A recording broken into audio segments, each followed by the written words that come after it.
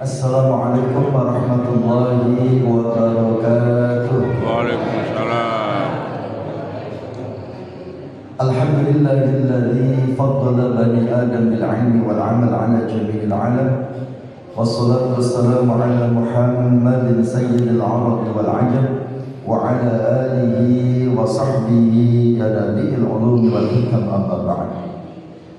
Bapak Ibu yang masih dirahmati Allah, mari kita buka terlebih dahulu majelis kita dengan bersama-sama membaca basmalah. Bismillahirrahmanirrahim. Hari ini kita melanjutkan tafsir Ibnu Katsir, masih berada di surah Al-Baqarah, insyaallah ayat 57. A'udzu billahi as-sami'il 'alim minasy syaithanir rajim. وَظَلَّلْنَا عَلَيْكُمُ الْغَمَامَ وَأَنزَلْنَا عَلَيْكُمُ الْمَنَّ وَالسَّلْوَىٰ كُلُوا مِنْ طَيِّبَاتِ مَا رَزَقْنَاكُمْ وَمَا ظَلَمُونَا وَلَكِنْ كَانُوا أَنفُسَهُمْ يَظْلِمُونَ.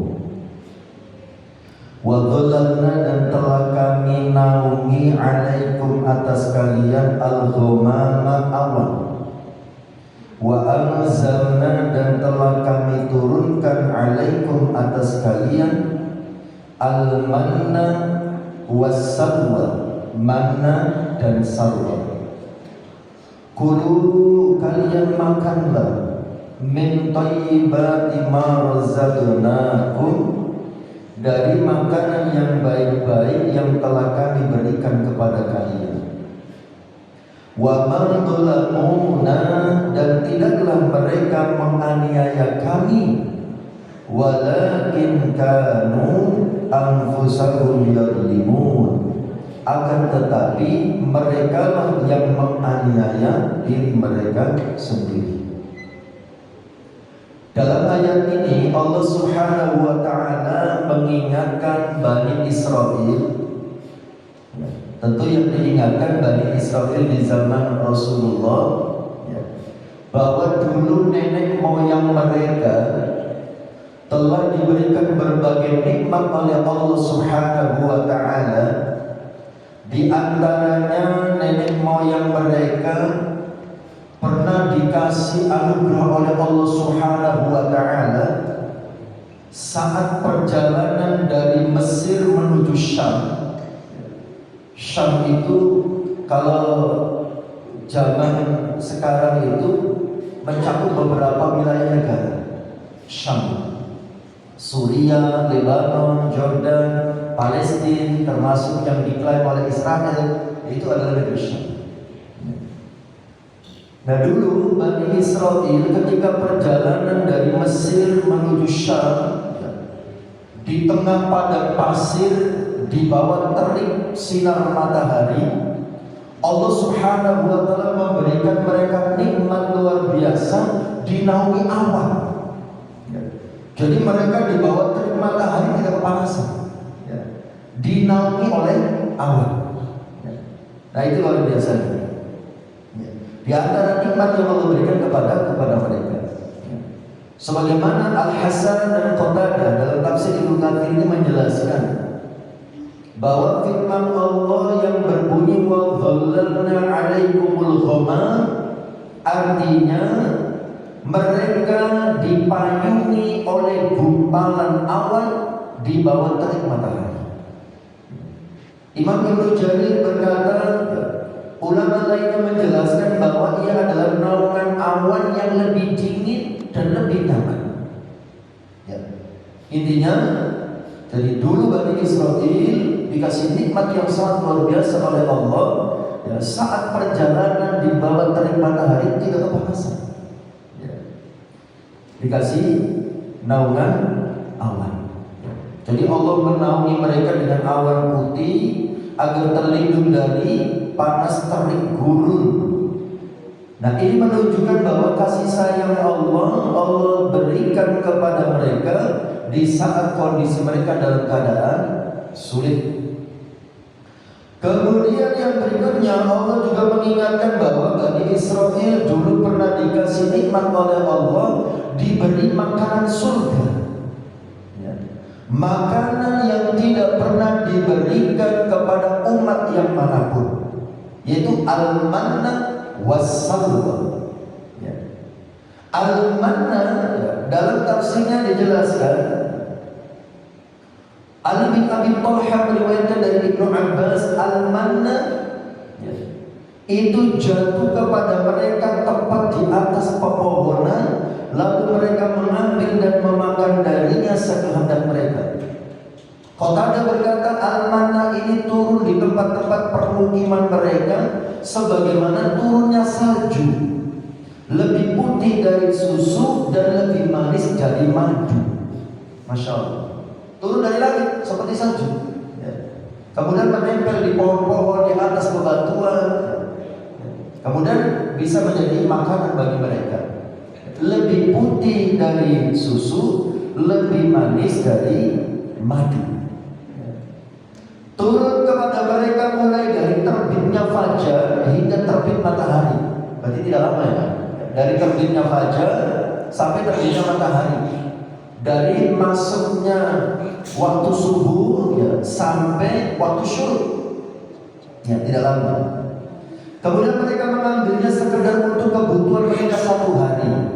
Jika lebih, maka dengan sendirinya pasti rusak dan tidak akan tersisa. Jadi hanya boleh mengambil secukupnya untuk kebutuhan hari itu. Ya. Ngambil lebih, maka sisanya itu pasti akan rusak, akan membusuk, tidak bisa dikonsumsi. Ya.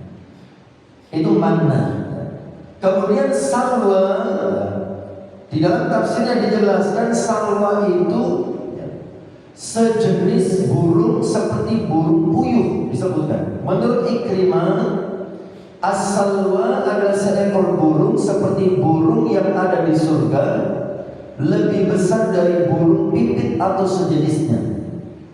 As-salwa ini burung yang seperti burung puyuh, berwarna kemerah-merahan.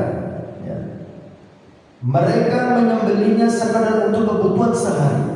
Jika lebih, maka dengan sendirinya akan rusak dan tidak akan tersisa. Ya, hingga pada hari yang ke-6, yaitu hari Jumat. Jadi dari hari Ahad, Senin, Selasa, Rabu, Kamis, Jumat. Mereka mengambilnya untuk kebutuhan hari ke-6 dan hari ke-7. Jadi kalau hari Jumat mengambilnya untuk 2 hari, Jumat dan Sabtu. Kenapa? Karena mereka itu kan ada hari Sabat.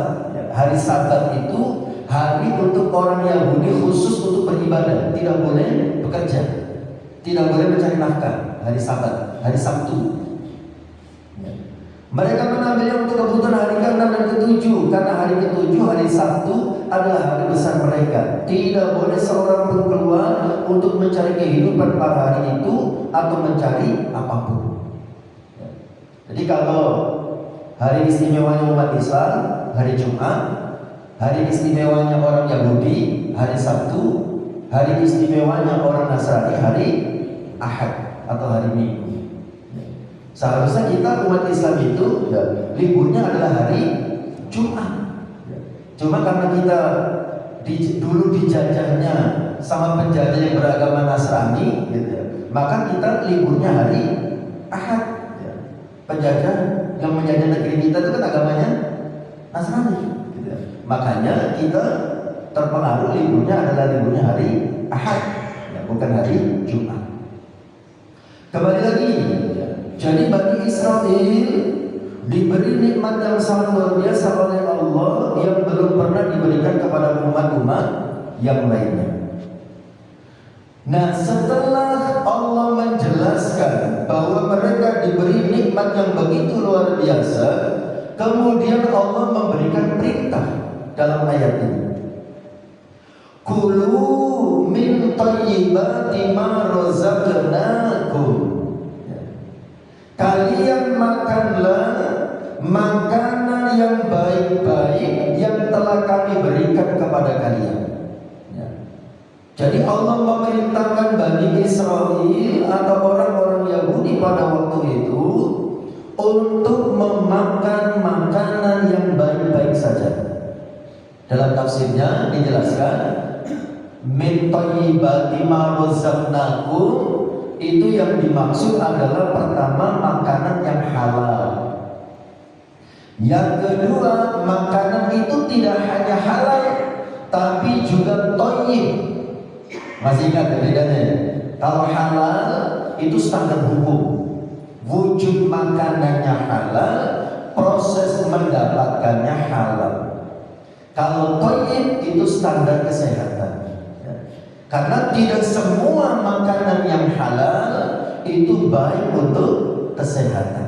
Apalagi bagi kita yang usianya sudah di atas 50. Jangan asal doyan, jangan asal enak, jangan asal mampu membelinya, jangan asal sedang viral, sedang viral.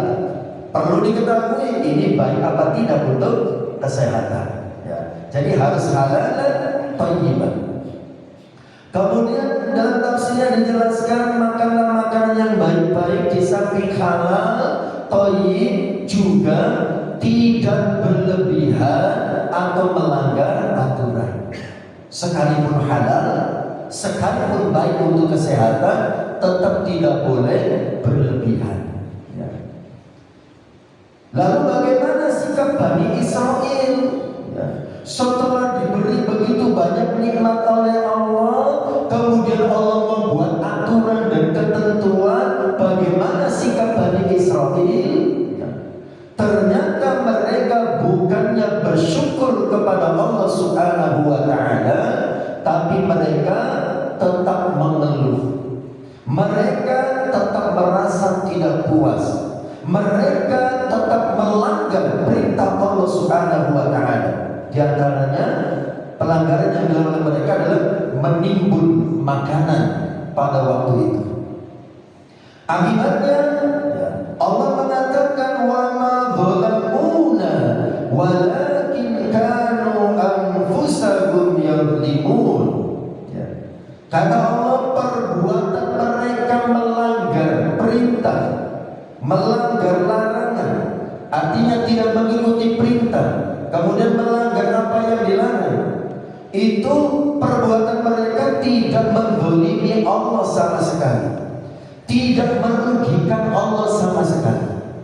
Tetapi kata Allah, walakin kanu anfusahum yadhlimun, tapi sesungguhnya mereka menzalimi diri mereka sendiri. Karena ketika kita berbuat dosa, bermaksiat kepada Allah, bermaksiat itu artinya membangkang. Maksiat itu artinya membangkang. Kita membangkang dengan perintah-perintah Allah, perintah tidak dilaksanakan, larangan kita langgar. Itu dampaknya kembalinya bukan kepada Allah, tetapi kepada pelakunya. Masih ingat ya? Zalim itu ada dua macam ya? Ada zalim kepada orang lain, ada zalim kepada diri sendiri. Zalim kepada orang lain ketika kita menyakiti orang, mengambil hak-hak orang, memfitnah orang dan seterusnya. Itu zalim pada orang lain. Kalau zalim kepada diri sendiri, pada saat kita melakukan kemaksiatan kepada Allah, tidak menjalankan perintahnya atau melanggar larangannya, itu namanya zalim pada diri sendiri. Karena pada saat kita melanggar yang dilarang oleh Allah atau tidak menjalankan perintah Allah, itu kan konsekuensinya nanti di akhirat kita akan disiksa. Berarti pada saat kita bermaksiat kepada Allah, itu hakikatnya kita sedang menyakiti diri kita sendiri. Ya. Makanya kata Allah, walakin kanu anfusahum yadhlimun, akan tetapi mereka menzalimi diri mereka sendiri. Bapak Ibu jamaah yang dirahmati Allah, pesan dari ayat ini yang pertama yang harus kita pahami, nikmat Allah sering datang tanpa kita sadari. Ya. Seperti halnya Bani Israel tidak akan pernah menyangka kalau Allah memberikan nikmat luar biasa, menaungi mereka dari teringnya sinar matahari dengan dikirimnya awan untuk mereka. Mereka tidak pernah membayangkan hal itu akan terjadi. Mereka juga tidak pernah membayangkan akan diberikan makanan surga. makanan yang tidak pernah diberikan kepada umat yang manapun. Ini artinya bahwa nikmat Allah sering datang tanpa kita sadari. Ya. Kita sering mendapatkan nikmat-nikmat, kalau dalam bahasa yang lain, min haitsu la yahtasib, di luar prediksi, di luar perkiraan. Seringkali kita mendapatkan nikmat-nikmat seperti itu. Dan Allah Maha Kuasa untuk melakukan hal itu, memberikan nikmat tanpa kita prediksi, tanpa kita perkirakan, tanpa kita sangka-sangka. Ini yang pertama, ini pesan dari ayat ini. Yang kedua, inti pesan dari ayat ini adalah manusia diuji bukan hanya dengan kesulitan, tapi juga dengan kenikmatan. Masih ingat? Dalam surah Al-Mulk ayat 2 Allah juga menjelaskan, Alladzi khalaqal mauta wal hayata liyabluwakum ayyukum ahsanu amala. Alladzi khalaqu, yang telah menciptakan, al mauta, kematian, wal hayata, dan kehidupan. Kematian itu simbol sesuatu yang tidak enak. Kehidupan itu simbol sesuatu yang enak. Kenapa Allah menciptakan ada yang mati, ada yang hidup, ada yang enak, ada yang tidak enak, ada yang sakit, ada yang sehat, ada yang sukses, ada yang gagal, ada yang bahagia, ada yang sengsara. Kenapa Allah menciptakan dua hal yang berbeda itu? Kata Allah, liyabluwakum, supaya Allah menguji kalian. Ayyukum, siapa di antara kalian, ahsanu amala, yang paling baik amalnya. Jadi ujian itu ada dua macam, ya. Ada yang dalam bentuk nikmat, ada yang dalam bentuk musibah. Ya. Itu semuanya adalah ujian. Dan yang dilihat oleh Allah bukan siapa yang paling banyak hartanya, siapa yang tidak punya harta, bukan siapa yang jadi pejabat, siapa yang rakyat, bukan siapa yang sukses, siapa yang gagal, bukan siapa yang sehat, siapa yang sakit. Yang dilihat oleh Allah bukan itu. Tapi yang dilihat oleh Allah adalah siapa yang paling baik amalnya. Ayyukum ahsanu amala. Kalau orang itu diberi waktu luang, badan sehat, uang banyak, berarti itu kan ujian dalam bentuk kenikmatan. Akan dilihat oleh Allah dengan badan sehat, waktu luang, uang banyak, digunakan untuk taat atau digunakan untuk maksiat. Kalau dengan badan yang sehat, waktu yang longgar, uang yang banyak, kemudian semakin taat kepada Allah, tambah rajin sholat jamaahnya, tambah rajin silaturahimnya, tambah banyak infak sedekahnya, berarti dia sukses dengan ujian kenikmatan tadi. Tapi kalau diberi waktu luang, uang banyak, badan sehat, tidak digunakan untuk taat, tapi digunakan untuk maksiat.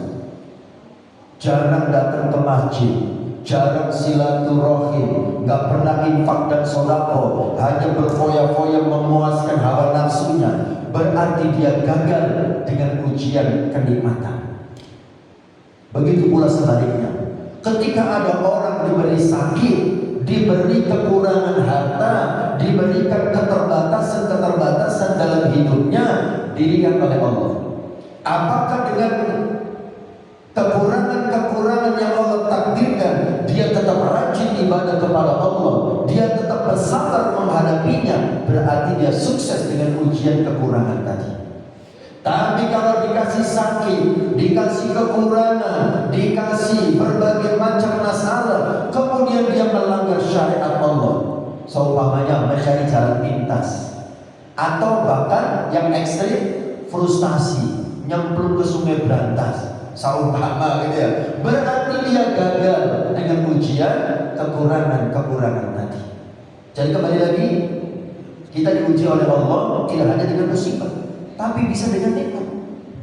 Ya, makanya Imam Abu Hazm itu kan mengingatkan kita, kullu ni'matin la tuqarribu min Allah azza wa jalla fahiya baliyatun. Setiap nikmat yang tidak membuat kita semakin dekat kepada Allah, itu bukan nikmat, itu musibah. Dulu ketika kita punya HP hanya bisa untuk SMS dan telepon, kita masih sempat buka Al-Quran. Sekarang ditambah nikmatnya oleh Allah Subhanahu wa Ta'ala, punya HP dengan segudang aplikasi yang memanjakan mata kita, memanjakan hawa nafsu kita. Apakah kita masih sempat buka Al-Quran? Kalau dengan HP yang semakin canggih, ini menjadi alat untuk semakin mendekatkan diri kepada Allah. Punya HP canggih, disimpanlah aplikasi-aplikasi ilmu, aplikasi-aplikasi kajian, dan lain sebagainya.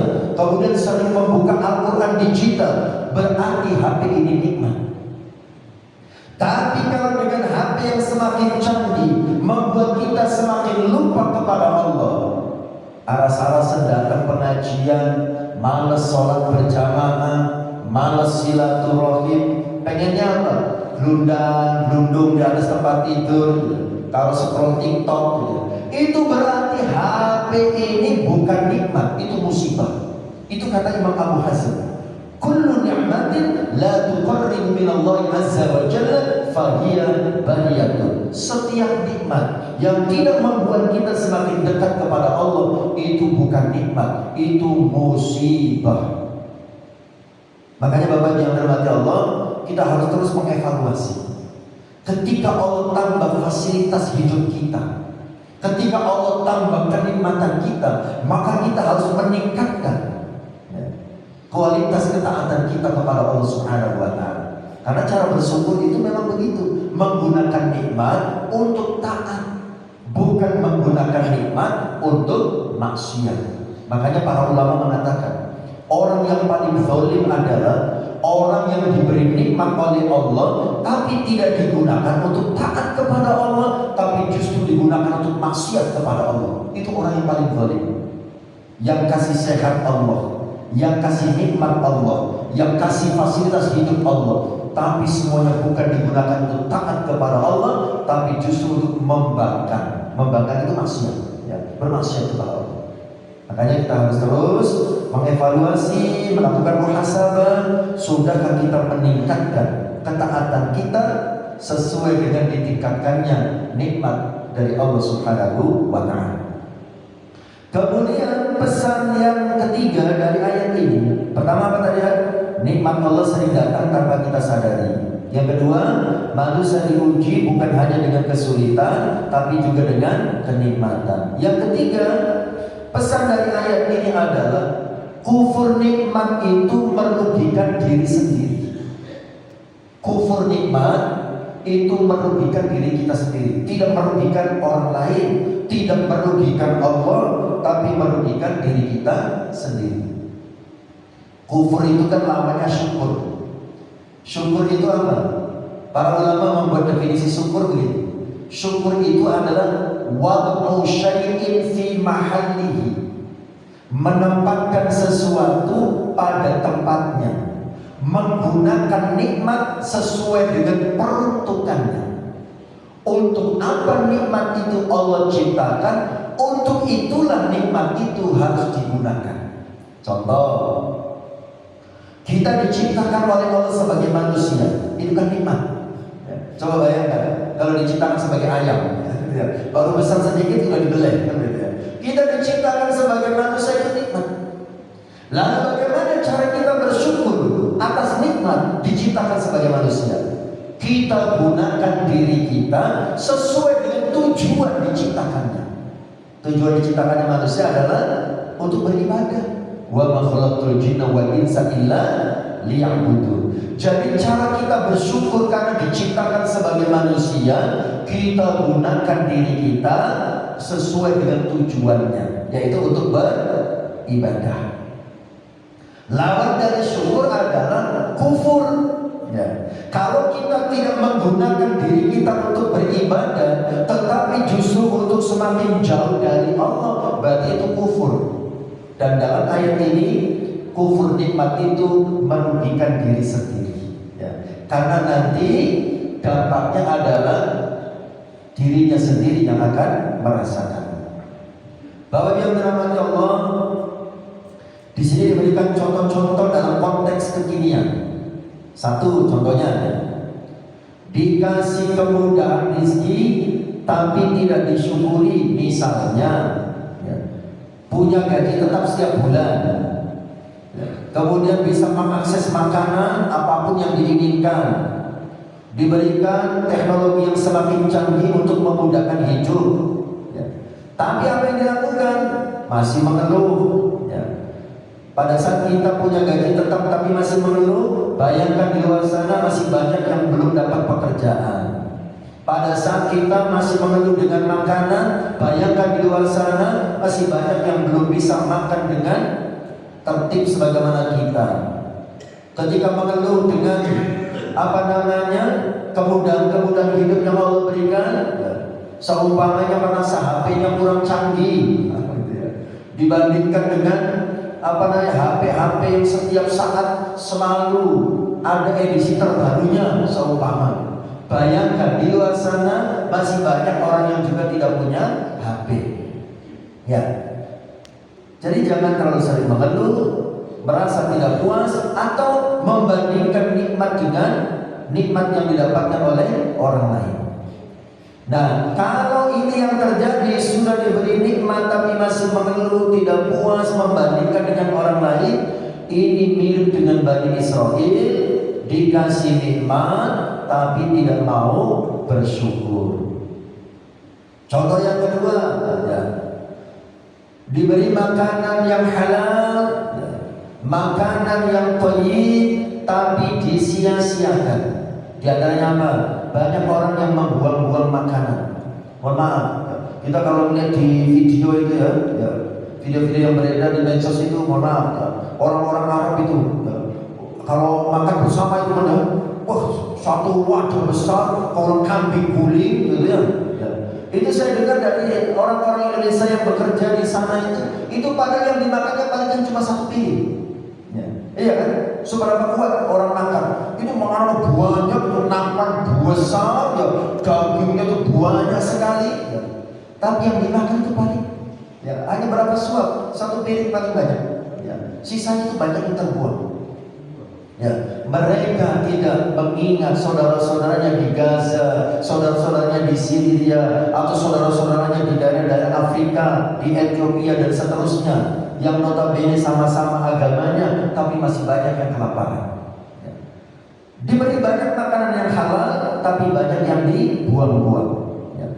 Berlebihan dalam konsumsi, ya. Oh, sembarang-sembarang dipesan, padahal yang dimakan ya hanya beberapa. Atau yang berbahaya adalah ketika tidak peduli halal atau haram.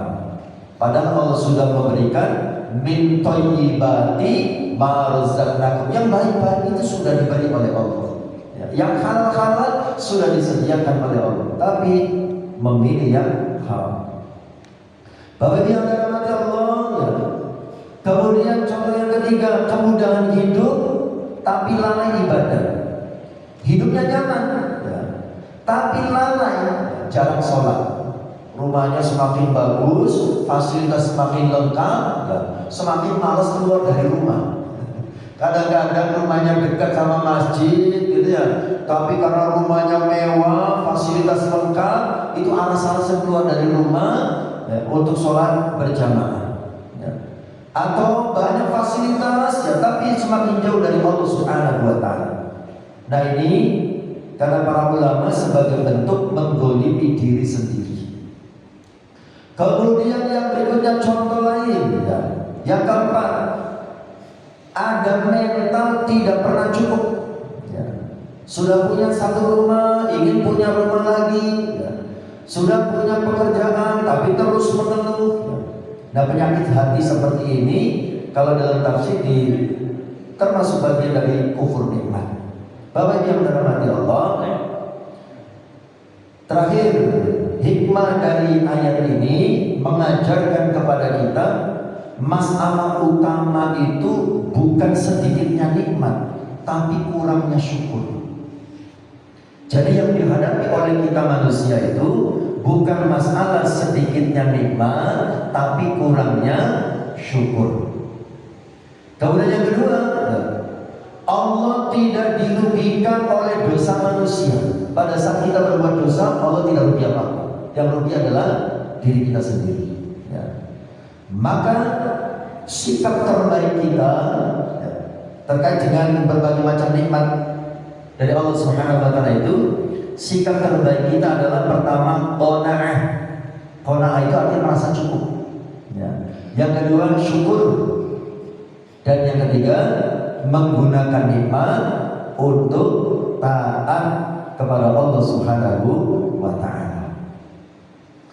Baik, Bapak Ibu yang dirahmati Allah, kemudian kita lanjut ayat berikutnya. Ayat 58-59 masih terkait dengan Bani Israil. Allah Subhanahu wa taala dalam ayat ini memerintahkan kepada Bani Israil, wa idh qulna dkhulu hadhihi al-qaryata fakulu minha haitsu syi'tum ragadan wadkhulul baba sujada wa qulu hittatun naghfir lakum khatayakum wa sanazidul muhsinin. Fabaddala alladhina zalamu qawlan ghayra alladhi qila lahum فأنزلنا على الذين ظلموا رجزا من السماء بما كانوا يفسقون. Wa idh qulna, dan ingatlah. Jadi Allah mengingatkan Bani Israil di zaman Rasulullah bahwa dulu nenek moyang mereka pernah diperintah oleh Allah, udkhulu hadhil qaryah, kalian masuklah ke negeri ini, Baitul Maqdis, ya, Palestina. Fakulu minha haitsu syi'tum ragadan, kemudian makanlah dari hasil buminya yang banyak dan enak dimanapun kalian sukai. Masuk negeri ini, kemudian nikmati silakan semua yang ada di dalamnya. Kemudian kata Allah, wadkhulul baba sujada, tapi masuklah pintu gerbangnya, masukilah pintu gerbangnya sambil bersujud. Nanti dalam tafsirnya dijelaskan, sambil bersujud maknanya bukan berjalan sambil menempelkan dahinya di lantai, bukan. Tapi ulama menafsirkan sambil menunduk, ya, sambil menunduk. Kemudian waqulu, kalian katakanlah hittatun. Ya. Hittatun artinya ya, bebaskanlah kami dari dosa, atau ampunilah dosa-dosa kami. Naghfir lakum khotoyakum, niscaya kami akan mengampuni dosa-dosa kalian. Wa sanazidul muhsinin, dan kami akan menambah karunia bagi orang-orang yang berbuat baik. Tetapi apa yang terjadi? Apa respon Bani Israil ketika diperintahkan oleh Allah tadi? Disuruh masuk Baitul Maqdis, dipersilakan menikmati berbagai macam nikmat yang ada di dalamnya, kemudian diperintahkan memasukinya sambil merendahkan hati, menunduk. Bagaimana sikap mereka? Kemudian diperintahkan tadi mengatakan ampunilah kami, hittatun. Terus bagaimana sikap mereka? Fabaddala alladhina zalamu qawlan ghayra alladhi qila lahum. Lalu orang-orang yang zalim mengganti perintah Allah tadi dengan mengerjakan apa yang tidak diperintahkan kepada mereka. Yang diperintahkan tidak dijalankan, justru menjalankan sesuatu yang tidak diperintahkan. Maka apa dampak dan akibatnya?